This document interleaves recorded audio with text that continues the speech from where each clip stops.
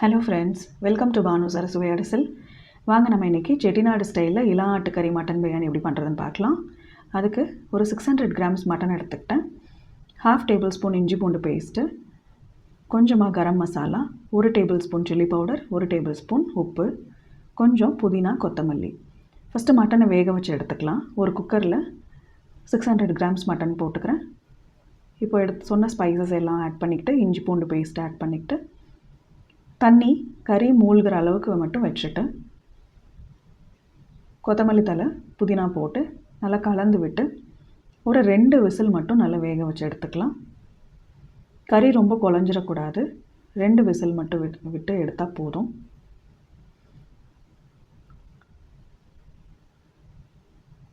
இப்போ தண்ணி மூழ்கிற அளவுக்கு நான் ஊற்றி கலந்துக்கிறேன்.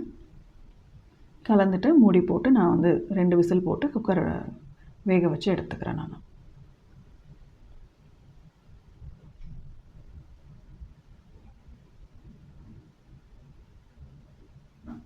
பாருங்கள், இது மாதிரி கலந்து விட்டதும் இப்போது மட்டன் வெந்துட்டுருக்கு.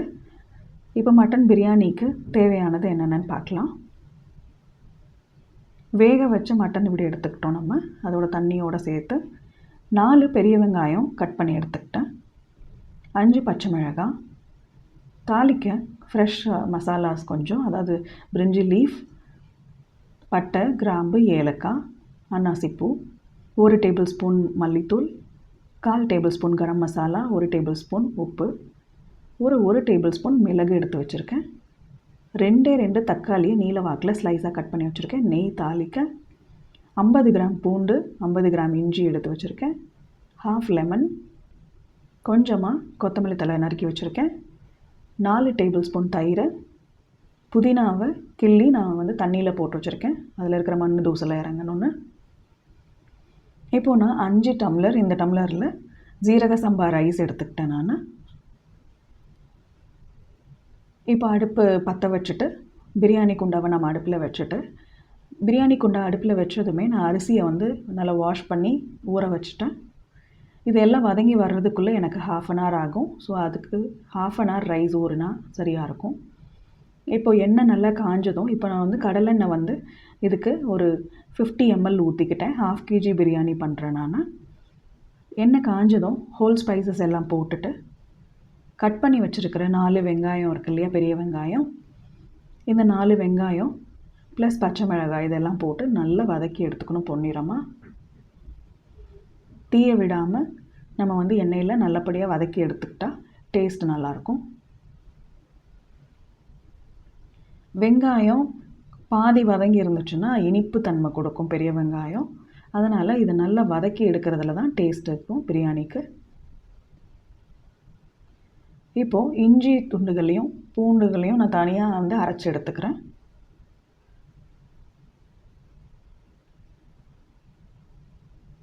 வெங்காயம் வதங்கிடுச்சா பார்க்கலாம் வாங்க. வெங்காயம் இன்னும் வதங்க வேண்டியிருக்கு. இன்னும் ப்ரௌன் கலரில் வரல, லைட் ப்ரௌனில்.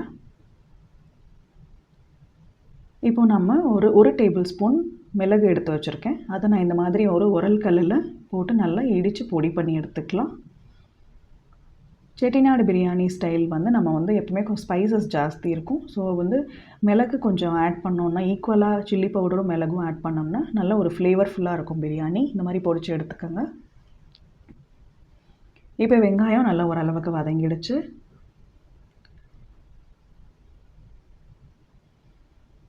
நம்ம இப்போது இஞ்சி பூண்டு பேஸ்ட்டு அரைச்சி வச்சுருக்குறோம் இல்லைங்களா, நல்லா நைஸாக, அதை நம்ம இதில் சேர்த்து நல்லா பச்சை வாசனை போகிற வரைக்கும் நல்லா வதக்கி எடுத்துக்கணும். இஞ்சி பூண்டு போட்டதும் நமக்கு கறியும், அதாவது அடியை பிடிக்கும். நம்மளுக்கு அடி பிடிக்காமல் நம்ம கிண்டி விட்டுட்டே இருக்கணும், கிளறி விட்டுட்டே இருக்கணும். நம்ம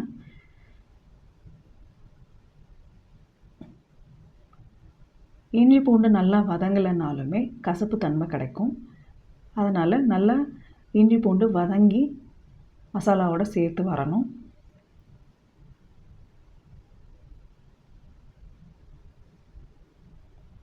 ஒவ்வொரு பிரியாணி பண்ணும்போதும் எந்த சமைச்சாலுமே நம்ம அந்தந்த ஒரு இன்க்ரீடியண்ட்டுக்குமே ஒரு குக்கிங் டைம் இருக்குது. அதை நம்ம அலோவ் பண்ணணும் கண்டிப்பாக. அந்த அளவுக்கு நம்ம குக் பண்ணி எடுத்தால் தான் அந்த டேஸ்ட் ரீட்டைன் ஆகும். இப்போ இந்த எண்ணெயிலேயே எனக்கு இஞ்சி பூண்டு பேஸ்ட் நல்லா வதங்கிடுச்சு.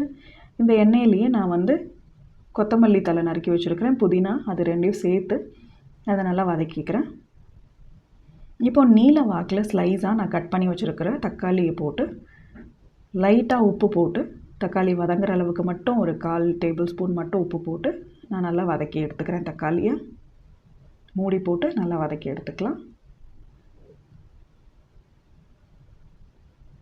தக்காளி நல்லா மசிஞ்சு வதங்கணும், இல்லைன்னா பிரியாணியில் தக்காளி துண்டுகளாக தெரியும். இப்போ தக்காளி வதங்கும் போது நான் வந்து இன்னொரு அடுப்பில் ஒரு தோசைக்கல்லை சூடு பண்ண வச்சிடுறேன். கறி வேக வச்சதில் தண்ணி தனியாக கறி தனியாக நான் எடுத்து வச்சுருக்கேன். இப்போ தக்காளி நம்மளுக்கு ஓரளவுக்கு வதங்கிடுச்சு நல்லாவே. இப்போது வேக வச்ச மட்டன் வந்து கறியை மட்டும் இப்போ நான் போட்டு ஒரு பெரட்டி விட்டுக்கிறேன்.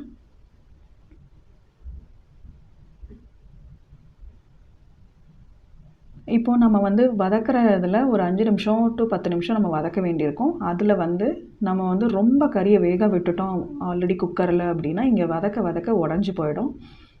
இப்போது எடுத்து வச்சுருக்கிற மசாலா வந்து ஒரு table spoon chilli powder, 1 table spoon மிளகு நுணுக்குனது, 1 டேபிள் ஸ்பூன் உப்பு, 1/4 டேபிள் ஸ்பூன் கரம் மசாலா, இதெல்லாம் போட்டு 4 டேபிள் ஸ்பூன் தயிர் எடுத்து வச்சுருக்கோம் இல்லைங்களா, அதையும் சேர்த்து இது எல்லாத்தையும் ஒன்றா சேர்த்து போட்டு வதக்கி விடணும் வேக வச்ச மட்டனோட. இப்போது மட்டன் வந்து ஆல்ரெடி நிறைய வேகிற பக்குவம் ஆயிடுச்சு அப்படின்னா இப்போ நம்ம கிண்ட அது வந்து உடஞ்சி போயிடும். பீசஸ் வந்து பீஸாக கிடைக்காது பிரியாணியில். அதனால் 2 விசில் விட்டாலே போதுமானது. இந்த மாதிரி ஒரு கிளறி விட்டுட்டு நீங்கள் வந்து ஒரு 5 மினிட்ஸ் நீங்கள் வந்து அப்படியே நல்லா வேக விட்டுறணும் அந்த மசாலாவோட சேர்த்து. இந்த மாதிரி எண்ணெய் பிரிஞ்சு வரும்போது நம்ம தண்ணி வந்து இப்போ 5 டம்ளர் ரைஸ் நான் ஜீரக சம்பா அரிசி ஊற போட்டிருக்கேன். எனக்கு இப்போ வந்து இது வரைக்கும் வதங்கின வரைக்கும் 1/2 அன் ஹவர் ஆகிடுச்சு. இதுக்கு இப்போ இன்னும் டைம் எடுக்குது அப்படின்னா நீங்கள் என்ன பண்ணணும்னா 1/2 அன் ஹவர் அரிசி ஊறினதும் அதில் தண்ணியில் நிறுத்தி வச்சுட்டு அரிசியை தனியாக எடுத்து வச்சுக்கோங்க, இல்லைன்னா குழஞ்சிடும். இப்போது அந்த 5 டம்ளருக்கான தண்ணி வந்து 10 டம்ளர் தண்ணியாக நான் எடுத்துக்கிட்டேன். 5 டம்ளர் ரைஸுக்கு 10 டம்ளர் தண்ணியாக நான் என்னோடய டம்ளரில் அளந்து எடுத்துக்கிட்டேன். அது தண்ணி ப்ளஸ் மட்டன் வேக வச்ச தண்ணி ரெண்டும் சேர்த்து 10 டம்ளர். இதையெல்லாம் போட்டு கலந்துட்டு உப்பு காரம் பார்த்துட்டு அட்ஜஸ்ட் பண்ணி என்ன தேவையோ அதை போட்டுட்டு, எனக்கு இப்போ வந்து உப்பு வந்து இன்னொரு 1/2 ஸ்பூன் கம்மியாக இருக்குது, அதாவது அந்தளவுக்கு கம்மியாக இருக்குது, கொஞ்சம் சுருக்குன்னு இருக்கணும் இல்லையா லைட்டாக. ஸோ அந்தளவுக்கு போட்டு மிக்ஸ் பண்ணி விட்டுட்டு நான் இப்போ ஒன்றா கொதிய விட்டுக்க போகிறேன். தண்ணி நல்லா கொதிய வரணும். கொதிய வந்ததுக்கப்புறம் தான் அரிசி போடணும், இல்லைன்னா பிரியாணி குழஞ்சிடும். இப்போ நல்லா கொதி வந்துடுச்சான் பார்க்கலாம். நல்லா கொதி வந்திருக்கு தண்ணி. இப்போ இந்த சமயத்தில் நம்ம வந்துட்டு தண்ணி வடித்து வச்சுருக்கிற பிரியாணி அரிசி சீரக சம்பா அரிசியை வந்து நம்ம இதில் போட்டு கலந்து விட்டுக்கலாம்.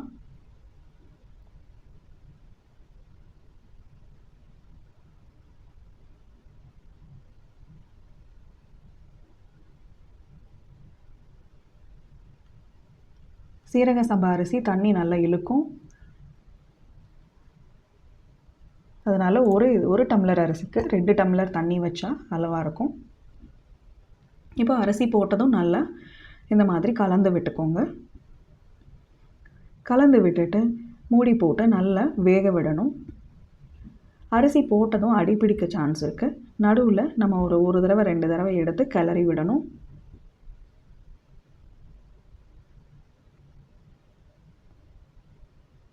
இந்த மாதிரி நல்லா மலண்டு வரும் சாதம்.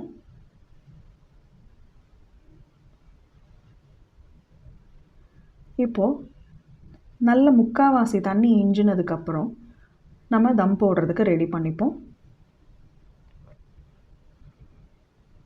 தம் போடுறப்ப நான் கொஞ்சம் நெய்யும் 1/2 லெமனும் பிழிஞ்சு விடுவேன். இப்போ ஓரளவுக்கு நம்மளுக்கு ரெடி ஆகிடுச்சு.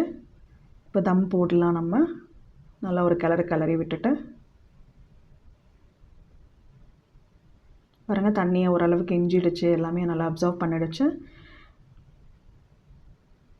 இப்போ நம்ம தம் போடலாம். இதுக்கு நான் தோசைக்கல் சூடாயிட்டுருக்கிற தோசைக்கல்லை என்னோடய பெரிய பர்னருக்கு மாற்றிக்கிறேன். அடுப்பு சிம்மில் வச்சுட்டு இப்போ பிரியாணி குண்டாவை எடுத்து நம்ம வந்து இந்த சூடான தோசைக்கல் மேலே வச்சு இதில் ஒரு 2 டேபிள் ஸ்பூன் நெய்யும் 1/2 லெமனும் பிழிஞ்சு விட்டுக்கலாம். 1 கிலோ பிரியாணிக்கு 1 லெமன் பிழியலாம். 1/2 kg பிரியாணி இது, அதனால் நான் வந்து ஒரு 1/2 லெமன் மட்டும் பிழிஞ்சு விட்டுக்கிறேன்.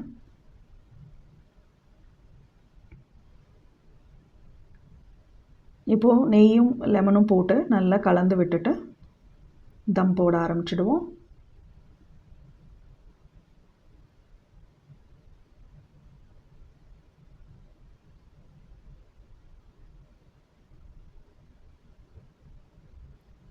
நல்லா எல்லாம் கலந்து வர மாதிரி மிக்ஸ் பண்ணி தம் போட்ட ரெடி பண்ணிடலாம்.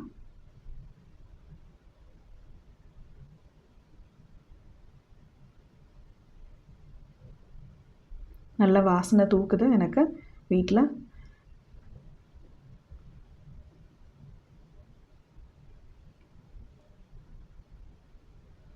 இப்போது இது மேலே தட்டு வச்சுட்டு நம்ம இதுக்கு ஒரு வெயிட்டான பாத்திரமோ இல்லை ஒரு உலக்கு கல்லோ அந்த மாதிரி வச்சுட்டு, இல்லை சப்பாத்தி மாவு இருந்ததுனாலுமே நம்ம வந்து வச்சுட்டு இதுக்கு வந்து ஒரு 10 மினிட்ஸ் தம் போட்டு இறக்கிட்டோன்னா சுட சுட இளா ஆட்டுக்கறி மட்டன் பிரியாணி ரெடி. பாருங்கள், தம் போட்டு இறக்கியாச்சு. நல்ல பொலபொலன்னு வந்திருக்கு.